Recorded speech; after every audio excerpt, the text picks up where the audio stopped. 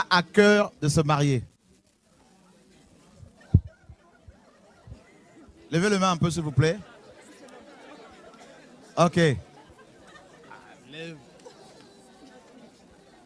Qui aimerait connaître la volonté du Seigneur par rapport à son mariage?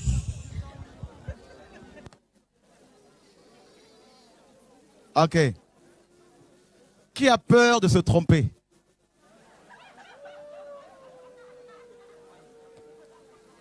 Ok.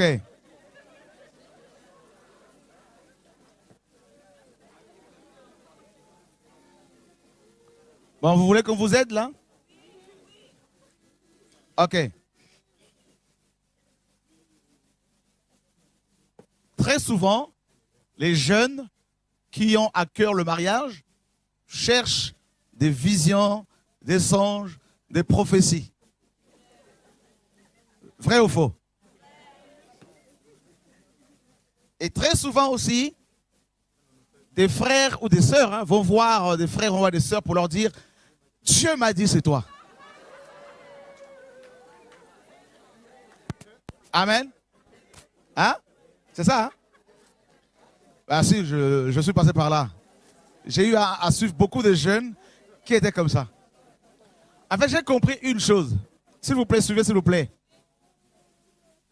J'ai compris que beaucoup de frères qui vont voir des sœurs pour leur dire « Dieu m'a dit », si un frère va voir une sœur pour lui dire « Dieu m'a dit, c'est toi ma femme », c'est parce que beaucoup de chrétiens, beaucoup d'hommes chrétiens ont perdu le verbe. Une fois convertis, ils ne savent plus comment parler aux sœurs, aux femmes. Parce que dans le monde, c'était la tchatch.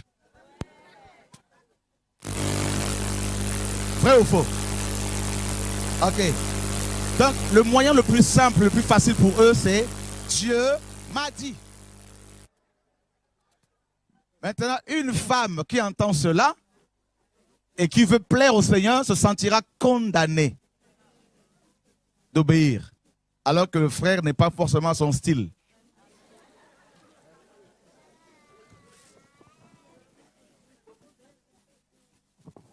Alléluia. Ok, merci. Dieu m'a dit, c'est toi. J'ai eu aussi des cas où des sœurs étaient tellement violentes qu'elles allaient voir elles-mêmes des sœurs ou des frères pour leur dire c'est bon.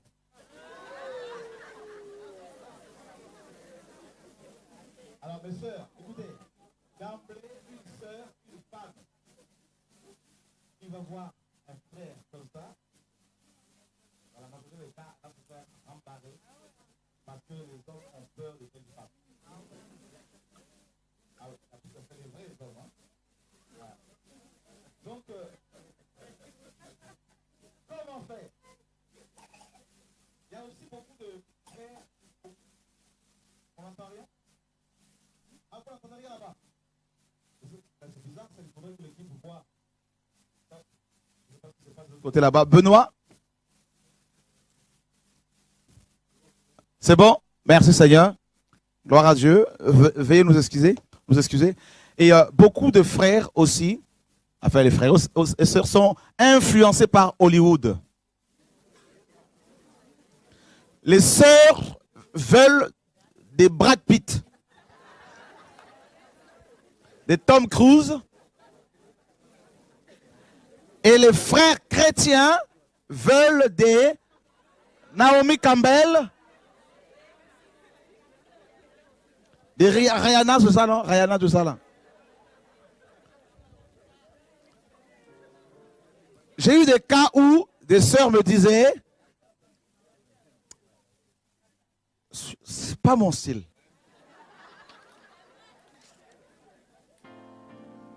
Pourtant, je savais que c'était le plan de Dieu.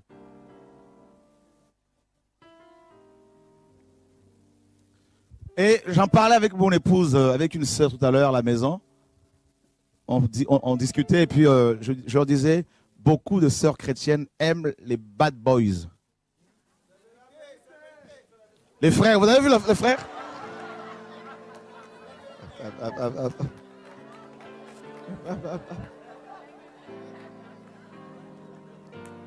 La jeunesse, on va parler ce soir.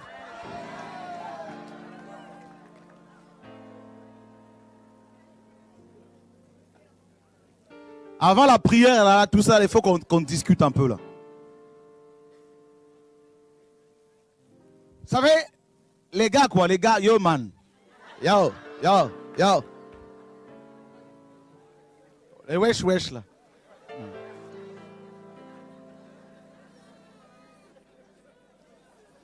Oh mon gars, t'as vu la meuf là? Waouh! Ah ben je la kiffe. Voilà, là les sœurs aiment ça. Mais pas toutes, attention. Hein? Toujours, il y a toujours l'équilibre ici, vous inquiétez pas. Je sais parce que je sais que vous m'attendez au tournant. Du coup, certains frères qui sont calmes se métamorphosent pour pouvoir trouver une sœur.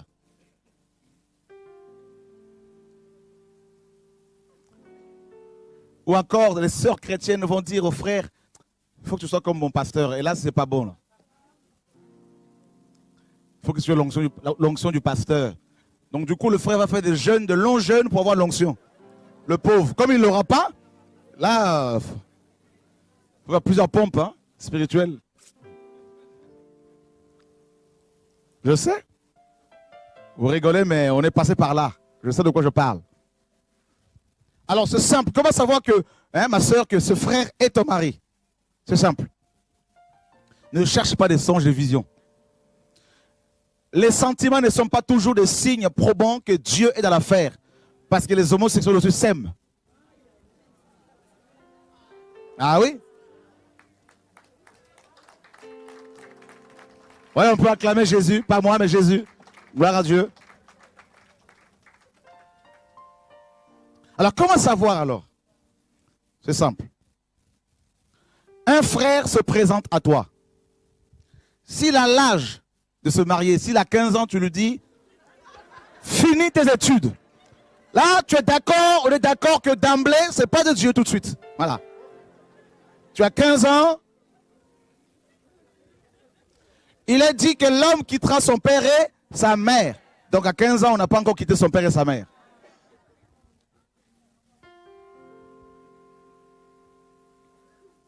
Mais je crois que Dieu peut parler à un enfant de 15 ans sur son mariage, sa femme, son mari, je le crois. Mais il faut attendre. Donc déjà, regardez par rapport à l'âge. Ensuite, une sœur qui vient un frère qui vient te voir, parce qu'il a l'âge, parce qu'il craint Dieu, même s'il n'est pas ton style, parce que ton style à toi c'est plutôt le physique, alors qu'il faut regarder d'abord au cœur. Et il ne faut pas d'emblée dire non. Parce que sinon tu peux rester célibataire à vie. À force de dire non, non frère, le jour où tu vas commencer à dire oui, ça va être un païen.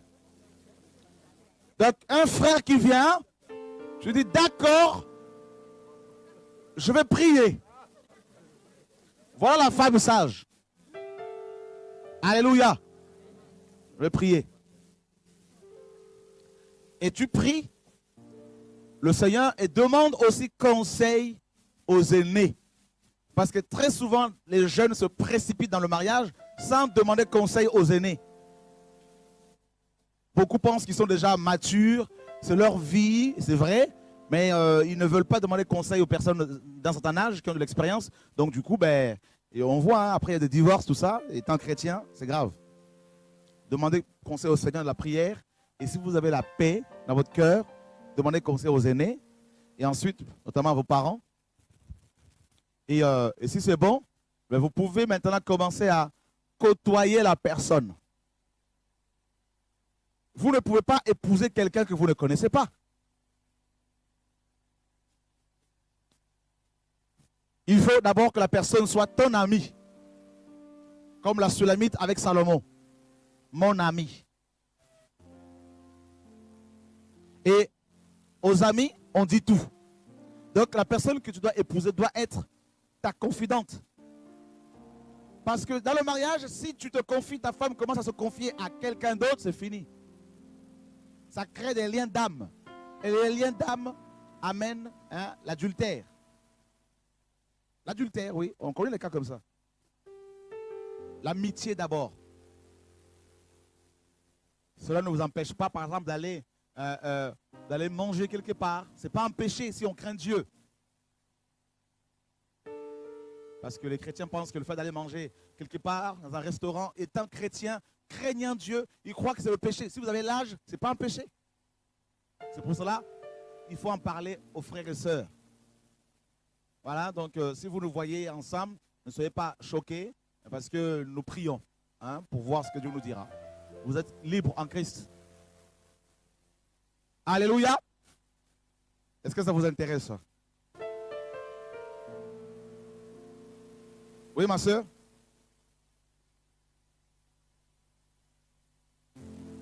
Attends, on va te donner le micro. Parce qu'il y a quand même beaucoup de jeunes ici. Vous voyez, frères et sœurs, il y a... Bonsoir. Il va y avoir... En fait, j'ai 15 ans. Tu as 15 ans, oui. Je vis avec mes parents. Et du coup... le micro près de la bouche, s'il te plaît. En fait, quand mes parents ils se disputent des fois, je vois des disputes et des fois mon père quand il frappe ma mère. Et du coup... Comment frappe ta maman? 2 fois, ouais. Ça arrive. Et du coup, il y a des esprits qui rentrent dans ma tête. Je dis à ma mère, j'ai fait... Moi, plus tard, je ne vais pas me marier. Parce que comme je vois mon père, il fait ça à ma mère. Et des fois que ça arrive, il a déjà trompé ma mère. Et j'ai dit, ça se trouve, plus tard, je pourrais subir la même chose. Et du coup, il y a des moments où j'ai des esprits, ouais, je me marie avec une fille, je sais pas, des trucs bizarres, ça rentre dans ma tête. Et j'ai dit à ma mère que, ouais, plus tard, moi, je me marierai pas. Parce que quand je vois ça, j'ai dit, plus tard, peut-être, on va me faire la même chose. Ok, c'est bien de parler avec honnêteté, avec sincérité. Tu as 15 ans. Viens.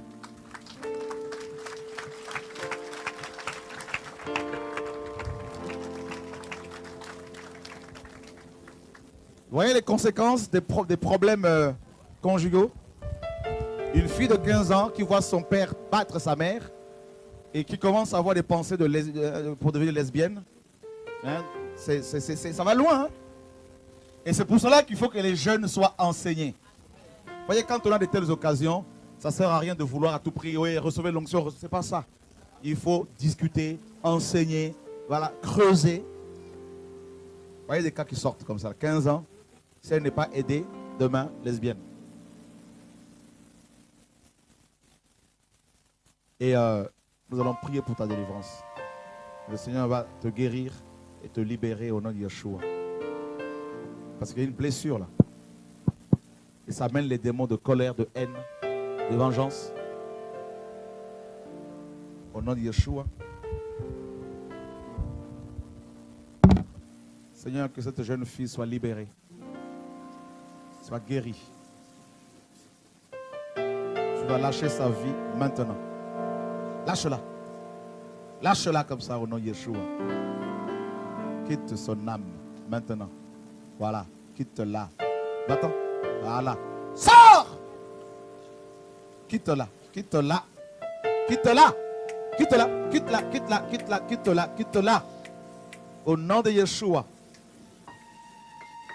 Tu vas lâcher son âme que tu tiens là. Lâche son âme. Lâche son âme. Lâche son âme, je dis au nom de Yeshua.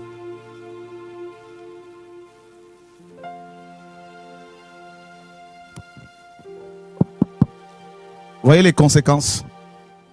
Une famille brisée. Le père qui est le chef de la famille ouvre une porte. Les démons entrent et ce sont les enfants qui sont frappés. Et il y a plein de cas comme ça. Beaucoup de jeunes qui sont dans son cas et qui ne parlent pas. Des jeunes qui fréquentent les assemblées. Et aussi comme la majorité de nos églises, l'enseignement qui est apporté, c'est l'argent. Donnez, vous serez bénis. Donnez, donnez, donnez. Et voilà comment les jeunes souffrent.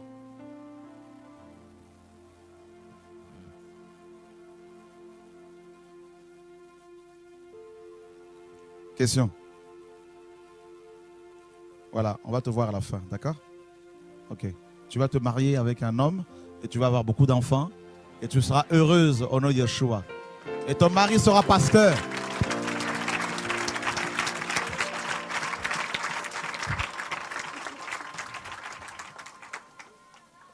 Voilà, le Seigneur a changé ta lignée là. Voilà. Oui.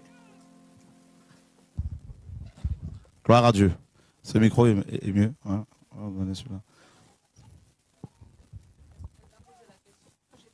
Ok, tu n'as plus de voix. Alors, si j'ai bien compris, comme le Seigneur nous a dit que la femme a été tirée de la côte de l'homme, est-ce que c'est possible qu'une femme soit plus âgée que son époux, que son conjoint? Bien évidemment. Mais quand ça commence à atteindre 8 ans, quand ça fait plus de 5 ans, ça craint. Parce que hein, à l'âge égal, la femme est plus mûre, plus mature que l'homme. Donc, quand la femme a plus de 5 ans, hein, est plus âgée de plus de 5 ans que son mari, l'homme risque de se retrouver avec une maman.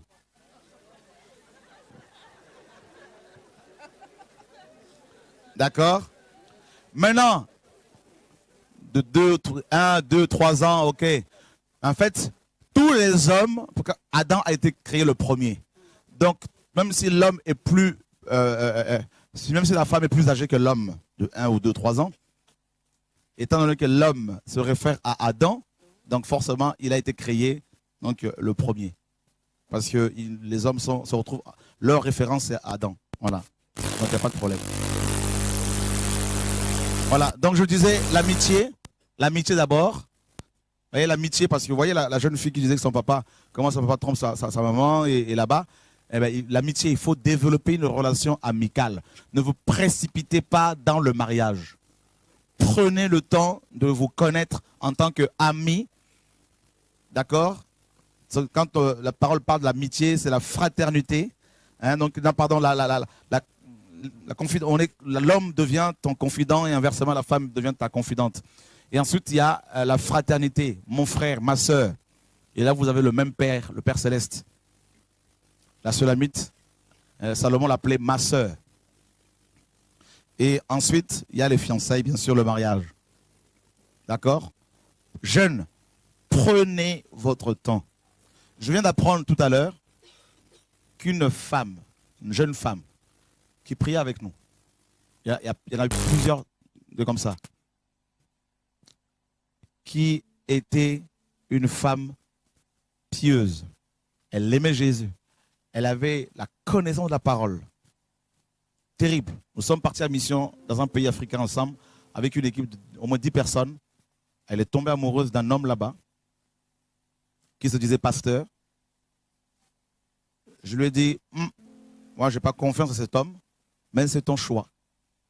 Et ils se sont mariés, l'homme est venu la rejoindre ici. Ils sont partis. Ils ont même combattu le ministère. Et là, ils ont eu 2 enfants. L'homme a eu les papiers, il est devenu français. Et il a commencé à tromper la sœur. Et là, apparemment, c'est fini. Et des cas comme ça, il y en a eu plein. La précipitation.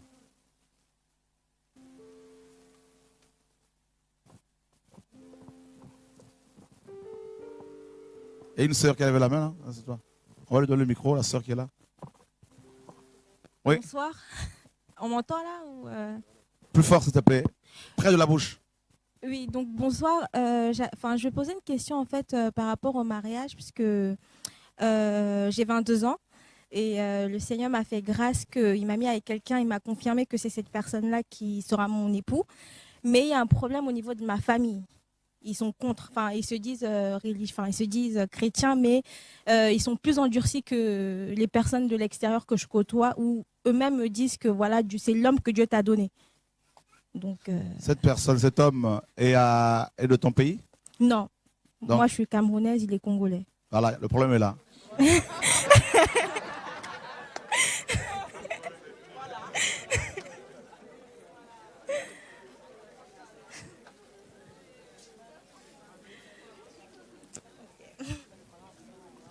Alléluia. Amen.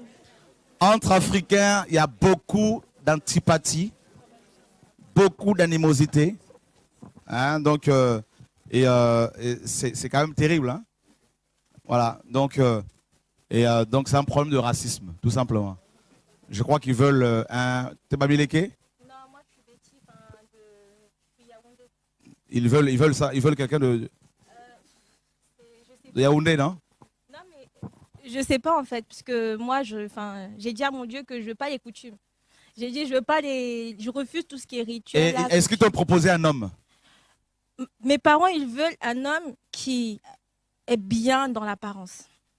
En fait, ils veulent un homme qui soit comme avocat, médecin. Voilà, parce que moi, en fait, j'ai fait des études de médecine. Et le Congolais en question n'a pas de diplôme. Non, il a un diplôme. Attends. Il a un diplôme. Il a un diplôme. Hein, on discute, hein? Non, mais... Il y a plein de Congolais qui ont le diplôme, hein, notamment de médecins. Mais est-ce que celui-là, est-ce qu'il a un diplôme? Oui, il a un diplôme. Il a fait des études, il a un diplôme. Mais je ne sais pas ce qui ne marche pas dans ma famille parce que j'ai demandé à Dieu. Parce que c'est un Congolais et toi, tu es camerounaise. C'est comme ça que ça se passe. Même s'il était ivoirien, ça va être la même chose. Déjà, entre Congolais, il y a beaucoup de problèmes. Entre Ivoiriens, il y a beaucoup de problèmes. Ouais, les BT ne veulent pas que leurs femmes épousent les Djoula. D'accord. Donc, c'est comme ça. L'homme est comme ça. Maintenant, si ça vient de Dieu, toi, reste à la prière, ne te précipite pas. Dieu touchera leur cœur. Amen. D'accord? Amen. Voilà. Merci. Ceux qui ont déjà posé des questions, on va d'abord donner la priorité à ceux qui ne l'ont pas encore fait. Oui, frère. Donc, bonsoir frères et sœurs. Bonsoir. Moi, j'avais une question, je ne sais pas si c'est une question deux en une. En fait, peut-on rompre les fiançailles, un homme et une femme que le Seigneur a unis? Un homme et une femme. Ah ben non, toi-même tu l'as dit. Le Voilà. Seigneur a dit. Donc, ce que Dieu Seigneur. a uni, personne ne doit les Voilà. séparer. Donc, il est clair que si un frère ou une sœur qui dit craindre Dieu nous demande de rompre des fiançailles, je ne dois même pas l'écouter. Tu aimes une sœur? Je suis fiancé. Tu es fiancé? Je vais me marier. Tu l'aimes? Le Seigneur, oui, nous a mis ensemble.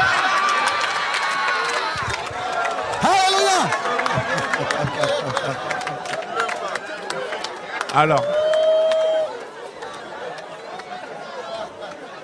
Alléluia! Merci, merci.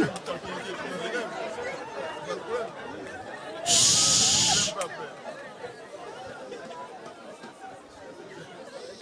Nous sommes disciplinés chez nous, dans notre royaume.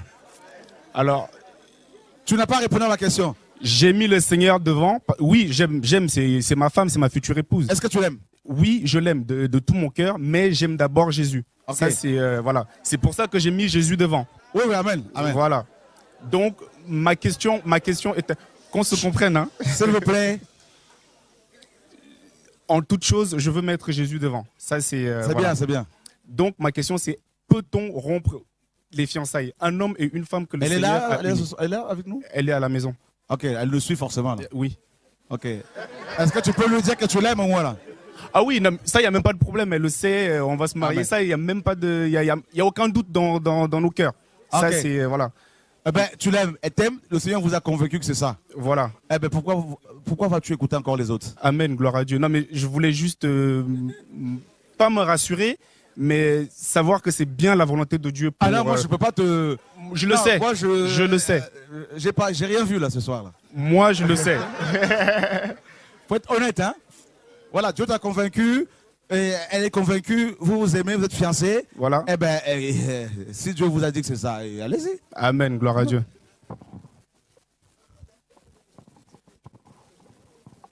Ça va? N'allez pas dire que le frère Chora a dit, hein. Voilà. Oui. En fait, moi, je voulais savoir, est-ce que le fiançailles, ça se brise? Est-ce qu'on peut briser les fiançailles? Est-ce qu'on peut rompre les fiançailles? Bibliquement parlant, non. Ben, il y a d'autres pasteurs qui disent que le fiançailles, ça se brise. Si, parce que chez les Hébreux, le mot fiançailles en hébreu signifie consacré. Donc, présentement, nous sommes fiancés à Christ. 2 Corinthiens le dit. Nous sommes fiancés à Christ. Maintenant, s'il y a l'infidélité, oui. Hein? Donc, une sœur qui est fiancée et dont son fiancé va repartir le monde, la tromper, mener sa vie, et qui, bien évidemment. Donc, maintenant, le mariage,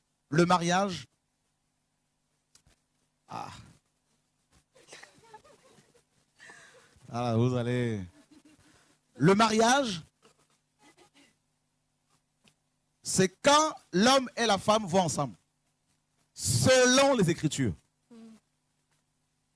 D'accord? L'homme quittera son père et sa mère et s'attachera à sa femme. Et les deux deviendront une seule chair. S'attacher ici, c'est quoi? Connaître la personne sexuellement. Je prends un exemple. Écoutez bien ce que je veux partager avec vous pour ne pas que mes propos soient déformés. Nous sommes en France, nous devons respecter les autorités, notamment par rapport au mariage. C'est-à-dire deux personnes qui veulent, n'est-ce pas, servir le Seigneur, être en accord avec la parole qui nous demande de respecter les autorités. Ces deux personnes doivent aller devant le maire de leur ville pour pouvoir se marier. Nous sommes d'accord. Maintenant, pour Dieu, il y a des pays où il n'y a pas de loi, par exemple, où il n'y a pas d'administration. Vous allez dans l'Amazonie, dans la forêt équatoriale où il y a les pygmées, par exemple. Ils n'ont pas de maire. Il n'y a pas de mairie. Hein? Vous allez prêcher l'évangile aux pygmées là-bas. Là. Eux, dès qu'il y en a un qui tombe amoureux d'une femme, il va voir ses parents, hein? Ils font ce qu'il y a à faire, et puis, c'est bon, ils sont mariés. Et vous allez leur dire, non, non, non, non, non, non, non, allez en France, vous vous mariez devant le maire. Ah non, mais il y a un problème, mon ami. Là. Donc, pour le mariage, selon Dieu, c'est au niveau de la famille, et c'est quand l'homme va avec la femme sexuellement. C'est pour cela que les femmes juives ne devaient en aucun cas avoir des rapports sexuels avant, n'est-ce pas, de rencontrer la personne que le Seigneur leur avait destinée. Et avant aussi d'honorer leur famille. Et lorsqu'un homme allait sexuellement avec une femme, et qu'il, n'est-ce pas, et une fois que la femme avait perdu sa virginité, cet homme était obligé de l'épouser parce que plus aucun homme ne pouvait l'épouser. Parce que lors des premiers rapports, comme vous le savez, la femme perd son sang. Et le fait de perdre son sang, ben, le sang c'est la vie. Donc c'est une alliance qui est scellée. Ben oui. C'est pour cela, lors des premiers rapports, parce que le mariage durait 7 jours. Dès le premier soir, la femme devait produire la preuve de sa virginité. Elle amenait un tissu blanc, n'est-ce pas? Donc, avec du sang dessus. Et elle allait le donner à ses parents, à son père notamment. Et son père l'amenait devant les anciens qui siégeaient à l'entrée de la ville pour que le mariage soit validé. Et si elle n'était pas, s'il n'y avait pas du sang, si elle n'était pas vierge, elle était aussitôt lapidée. Les gitans le font apparemment. Voyez? C'est pour cela, les sœurs, vous devez garder votre virginité. Amen. Les hommes aussi, bien sûr. Alléluia. Amen. Quand vous allez sexuellement avec les hommes qui ne vous sont pas destinés, vous êtes contaminé par les démons de leur famille, par les liens familiaux et ancestraux.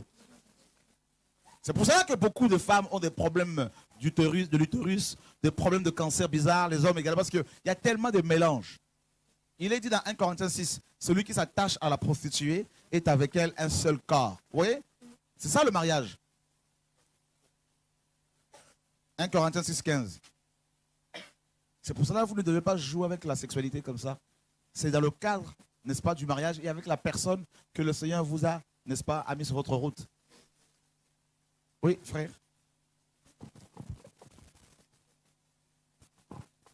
Oui, bonsoir frère et sœur. Bonsoir. J'avais une question justement. Comme là, justement, vous venez de parler de possession démoniaque pour les personnes en fait qui ne sont pas destinées l'une à l'autre.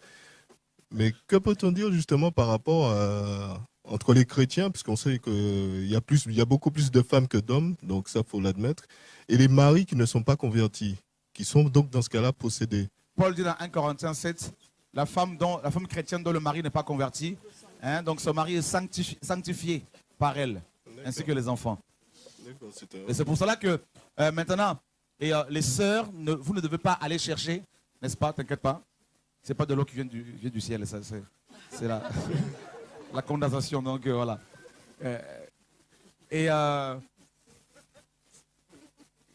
Donc, les sœurs, n'allez pas chercher les inconvertis.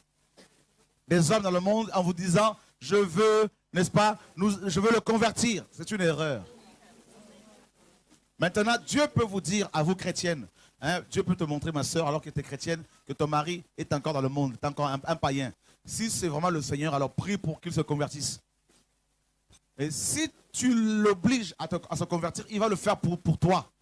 Et une fois que vous serez mariés, il va repartir le monde. Donc, on a connu des cas comme ça. Donc, il faut vraiment veiller. Hein? Et demain, par ici, ouais, parce que ici, personne n'a parlé encore.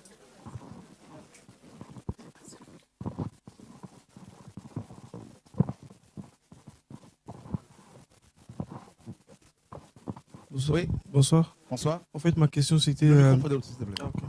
Ma question en fait c'était si en fait deux personnes en fait ils sont fiancés et tout, mais que c'est pas de la volonté de Dieu. Ils font quoi? Ils peuvent se séparer ou ils sont obligés de continuer?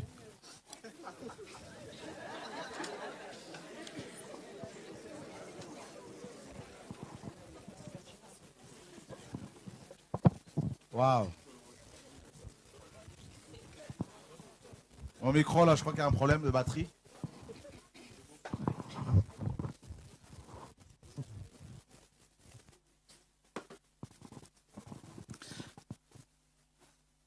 Écoute, déjà, deux personnes qui sont mariées, et si elles se rendent compte que ce n'était pas la volonté parfaite du Seigneur, il n'y a pas de divorce. Il faut prier, implorer la grâce du Seigneur. Vous êtes fiancés, vos deux familles sont engagées, hein, devant le Seigneur, tout ça également. Vous êtes chrétiens, les païens encore, bon, chrétiens, devant le Seigneur engagés, alors qu'il n'y a pas l'adultère. Ah ben non. C'est pour cela qu'il ne faut pas prendre ça à la légère. La parole dit, hein, il ne faut pas prendre les engagements, les vœux, là, tout ça, les serments, là, il faut faire très attention. Vous serez condamnés, on sera condamné par nos paroles. Voilà, donc il faut faire attention. Vous donnez votre parole à une famille, à une femme, eh bien vous devez l'honorer. Hein. Ah oui. Oui. Bonsoir. En fait, et pour des fiancés en fait, qui se connaissent sexuellement avant le mariage, qu'est-ce qui se passe? Qui se connaissent sexuellement avant le mariage, il faut arrêter déjà les rapports intimes et prier, se sanctifier et demander au Seigneur maintenant de vous montrer, voilà, de vous diriger, de vous conduire. Et qu'il y ait un suivi des enseignements, tout ça. Et si une femme qui est vierge, que tu as, n'est-ce pas, dépucelé, tout ça, tu seras obligé de l'épouser. Hein.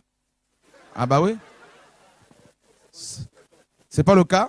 Ah ben, voilà. Attends, une femme qui perd sa virginité, elle t'a donné sa vie, son sang, selon les Écritures, tu l'épouses. Hein? Ah oui? Ah oui? Alléluia. Tu as pris une femme, tu lui as fait faire des enfants. 1, 2 enfants, et puis ensuite tu dis que ce n'est pas la volonté du Seigneur, tu l'épouses.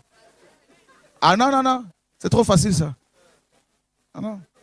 Alléluia. Il ne faut pas qu'on nous amène cette parole. Ce n'est pas la volonté du Seigneur. Non, ce n'est pas la femme de ma vie. Tu l'épouses. Parce qu'une femme qui a des enfants, après, il faut qu'elle trouve un homme qui va l'aimer, aimer ses enfants. Ah, mes amis, là. C'est pour ça les jeunes, faites attention. Les hommes qui viennent vous voir, là, tout ça, oh, je t'aime, c'est parce que vous paraissez comme une fleur. Hein? Qui est très, très jolie, tout ça, là. Mais une fois que vous aurez un bébé, on connaît ces histoires-là. Une fois que vous avez un enfant, là, après, c'est... Oh non, mais c'est... Parce que vous commencez à prendre un peu du kilo, du poids, tout ça, et il faut veiller. Il y a beaucoup de questions par rapport à ça. Hein? Oui? Quelqu'un d'autre ici? Toi, ouais, t'es devant. Je sais pas si j'ai pas compris. Donc, par exemple, si deux personnes se rencontrent dans le monde et qu'après, maintenant, toutes les deux, elles sont chrétiennes, du coup, tout le monde m'entend? Oui. Donc, si ces deux personnes, elles deviennent chrétiennes maintenant, est-ce qu'elles peuvent continuer ensemble ou c'est pas possible? C'est pas moi qui décide, c'est deux païens, hein, deux païens, hommes et femmes. Ils sortent ensemble, ils se convertissent. Et c'est pas ça? Alors pose la question là. Oh, tu es timide, hein? Oh, mais tu peux y aller, brise ta timidité ce soir. Alléluia.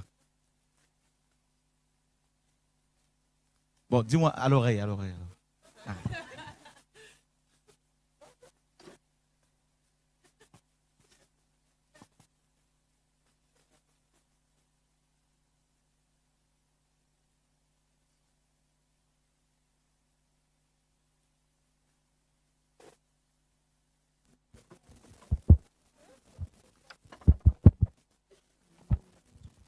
En fait, voilà, donc il y a un homme qui l'a amené au Seigneur. Et ils sont ensemble dans le monde. Hein, donc, et puis il l'a amené au Seigneur. Et puis ils sont tombés ensemble. Et elle aime beaucoup. Lui aussi, il aime. Et il faut prier, continuer à prier. Et si c'est vraiment lui, le Seigneur, voilà, il agira, ne te précipite pas. Donc c'est une bonne chose qu'il y ait cette séparation par rapport au rapport sexuel. Et maintenant, le Seigneur vous dira si c'est lui ou pas. D'accord? Voilà. Donc, et pour que le mariage soit validé, il faut que vos deux familles se rencontrent. Hein? C'est important parce que c'est l'homme qui marie sa fille, nous dit la parole. Voilà pourquoi il faut respecter, honorer les parents, surtout dans le domaine du mariage. Donc, te précipite pas. Et ne sois pas non plus... T'es jalouse? T'es possessive, hein? J'entendais ça. Donc, alors quand un frère tourne autour une sœur tourne autour de lui, et t'inquiète pas si c'est lui, écoute, si Dieu t'a dit qu'un tel est ton mari, même si Naomi Campbell, même si la femme la plus belle, la plus tourne autour, dors en paix. J'ai en quelque sorte eu la révélation, mais en fait j'ai le oui et le non aussi, en fait j'ai les deux. Du coup je sais pas en fait si c'est vraiment lui ou si c'est pas lui. Je vois que t'es pas timide. On acclame Jésus pour elle, alléluia, gloire à Dieu. Magnifique, magnifique. Donc, tu as eu un oui et un non. Oui, c'est ça. De la part de qui? Dans mon cœur. Dans ton cœur. Ok.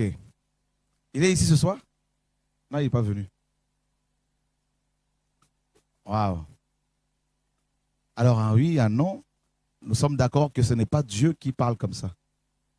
Il est dit dans 1 Corinthiens 14 que Dieu n'est pas le Dieu de confusion. D'accord? Donc, il y en a un qui te ment. Maintenant, comment le savoir? Prends ton temps. D'accord? Dans la prière, quel âge as-tu? 22 ans. 22 ans. Tu es encore jeune. Tu as fini tes études? Bientôt. Tu fais quoi? Marketing international. Ok, tu as beaucoup voyagé, c'est bien. Tu parles anglais? Oui. Alléluia. Prends ton temps. Ne te précipite pas, prends ton temps. Si c'est lui, les choses vont se faire naturellement. Regarde. Nous avons un enfant de 3 ans qui pleure. Il y a un enfant de 3 ans qui pleure. On part le voir, on lui pose la question, mais qu'est-ce qui t'arrive? Non, je veux avoir des moustaches. Est-ce qu'il va les avoir pour autant? On va lui dire, écoute, à partir de 13-14 ans, tu vas commencer à avoir un petit duvet, et puis ensuite, ça va commencer à changer de couleur, tout ça, et puis voilà, ça va pousser, ça va... Voilà. Naturellement, sans demander. D'ailleurs, tu verras que tu vas prendre une tondeuse à chaque fois, parce que, voilà. Alors, c'est pareil par rapport au Seigneur. Hein. Donc, ne vous précipitez pas dans les choses.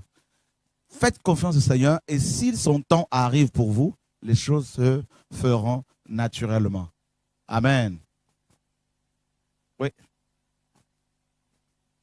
En fait, c'est la sœur qui est là, qui a une question, qui est timide aussi. Si j'ai bien compris, la sœur voudrait savoir si le Seigneur a prévu une personne spécifique pour chaque sœur ou chaque frère, ou est-ce que dans sa volonté, parfois on appelle ça la volonté permissive, le Seigneur peut permettre qu'on épouse quelqu'un qui, dans la volonté parfaite de Dieu, n'était pas la personne prévue. C'est ça la question? Voilà. Et pour chaque enfant de Dieu, Dieu a prévu quelqu'un de bien spécifique. Pour chaque enfant de Dieu. Et donc, maintenant, il y a beaucoup de personnes, malheureusement, chrétiennes, hein, donc, qui se retrouvent dans le mariage et dans la volonté permissive, hein, par rapport à leur mariage. Et il y a beaucoup de souffrance. Et ces personnes sont obligées de porter leur croix. Donc, pour chaque personne, il y a vraiment, pour chaque enfant de Dieu, il y a une personne qui lui est destinée. Et c'est pour cela qu'il ne faut pas se tromper, il faut laisser le Seigneur s'en occuper. Si vous faites confiance au Seigneur, il ne vous laissera pas tomber. D'accord? Ne vous inquiétez pas, faites confiance au Seigneur. Et il vous mettra, il mettra sur votre chemin la personne qui vous est destinée. Voilà. Et surtout ceux qui aspirent, hein, ceux qui ont un appel sur leur vie. Si vous épousez la mauvaise personne, mes amis, votre appel sera détruit. Et vous aurez des comptes à rendre au Seigneur. Oui, jeune homme?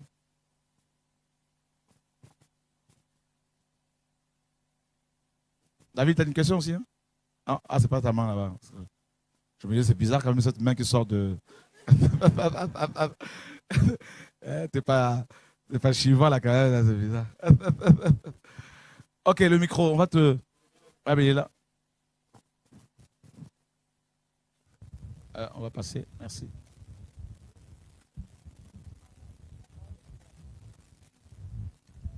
Bonsoir. Bonsoir. Bon, en fait, j'ai une question par rapport à la conversion.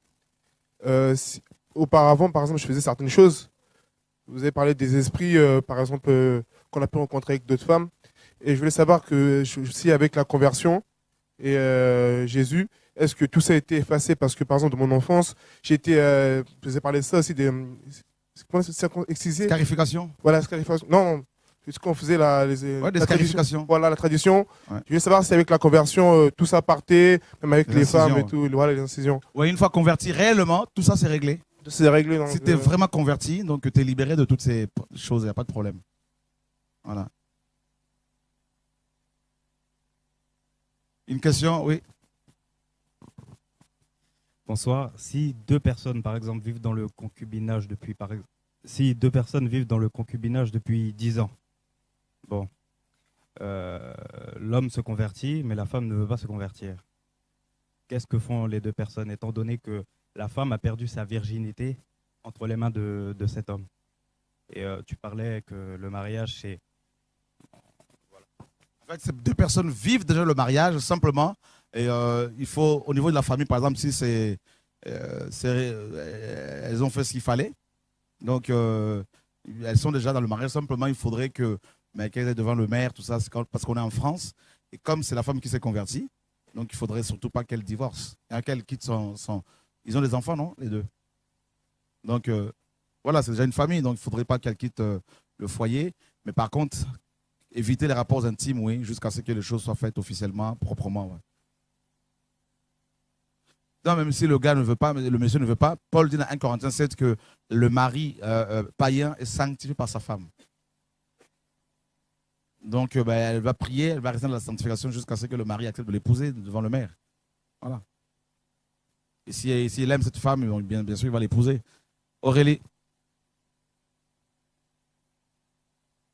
Ouais. Le micro n'est pas allumé. Il faut appuyer sur le bouton jusqu'à ce que le voyant vert soit allumé. Alors, ouais, c'est bon. Elle veut savoir, la sœur, ses parents sont décédés et elle veut se marier. Elle demande à qui est-ce qu'il faut qu'on donne la dot. Il n'y a pas de dot? La dot n'est pas obligatoire, hein, ça dépend des familles. Pour les Africains, donc c'est pas obligatoire. Moi, par exemple, si j'ai des filles, je ne vais pas demander les dots, il n'y a pas de dot. Alléluia, le frère est libéré là-bas. Là. Amen, gloire à Dieu.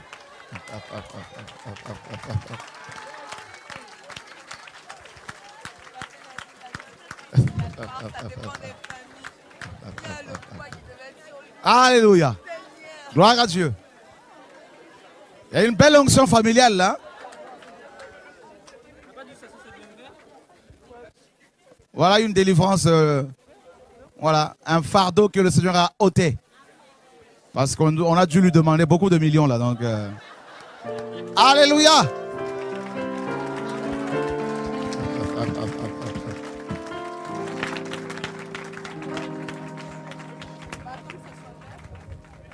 Ne vendez pas vos enfants africains.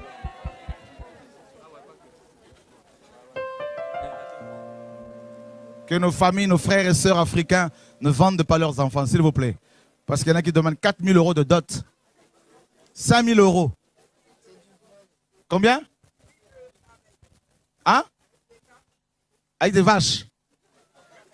Ouais.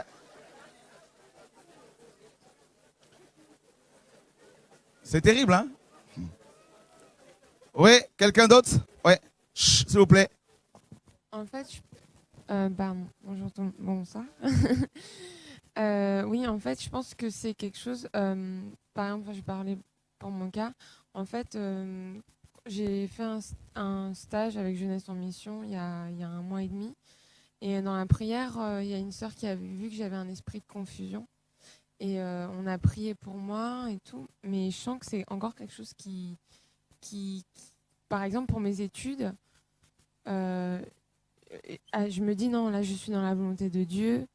oui, non, oui, non, oui, non. En fait, ça fait toujours comme ça. Je me sens toujours lésée par rapport à mes études. Je sens que j'ai pas de pression. Alors, voilà, j'ai des notes moyennes, mais je sais que je me sens pas sous pression. Enfin, je sais pas, j'ai l'impression que cet esprit de confusion, j'en parle aussi parce qu'en amour, ça fait perdre un peu la tête, quoi. Donc, je sais pas comment on peut essayer de... À part, bon, il y a la prière, bien sûr.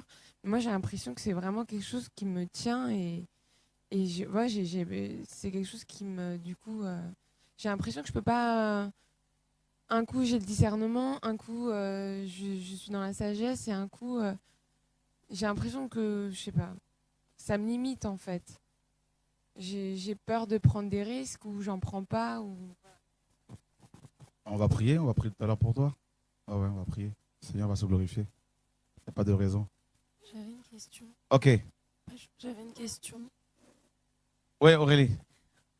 Je voulais savoir, pour les personnes que le Seigneur appelle au mariage, pourquoi le Seigneur veut qu'on se marie et quelles doivent être nos motivations? Dieu veut qu'on se marie. Si quelqu'un vous dit que... c'est vrai qu'au départ, quand le Seigneur a créé Adam et Ève, il a voulu que la terre soit remplie. Aujourd'hui, nous sommes 7 milliards. Hein, donc je crois que... c'est pas la première raison qu'il faut avancer, quoi. Voilà, donc remplissez la terre, multipliez, tout ça. Bon, je crois qu'on se marie aujourd'hui parce que Paul disait justement, hein, vaut mieux se marier que de brûler. Or, nous sommes dans une époque où il y a beaucoup de gens qui brûlent. Hein, les étapes qui...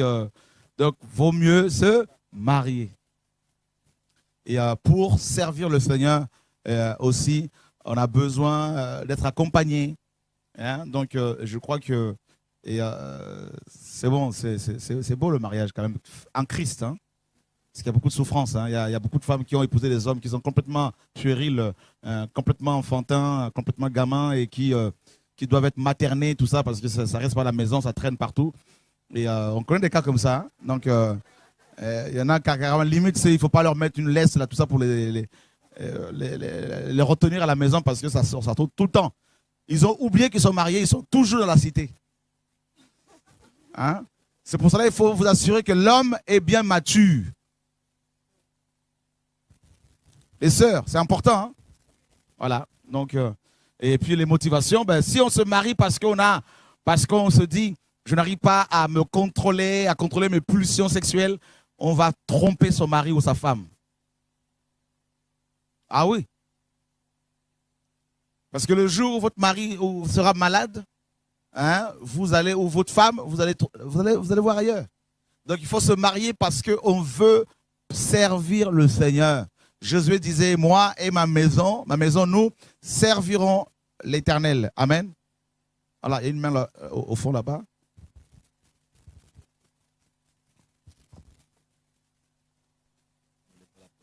Il n'y a pas une Michel ici, là, quand même, là? Ouais. Bonsoir. Ah, c'est pas allumé.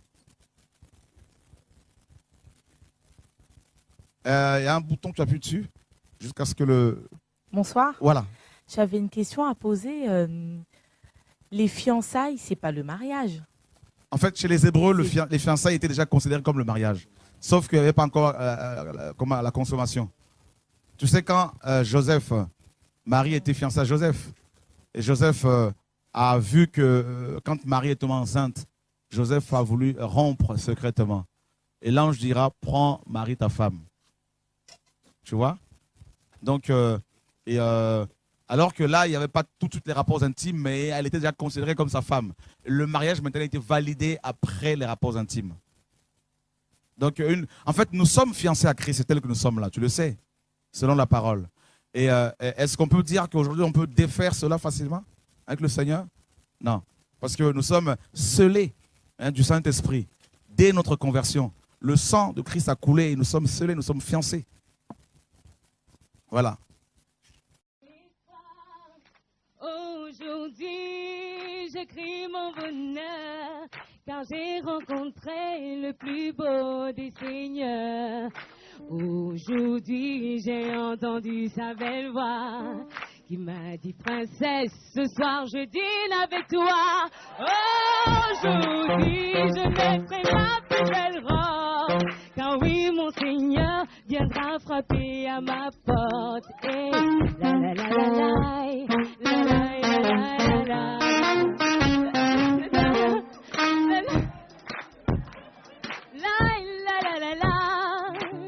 la la la la la.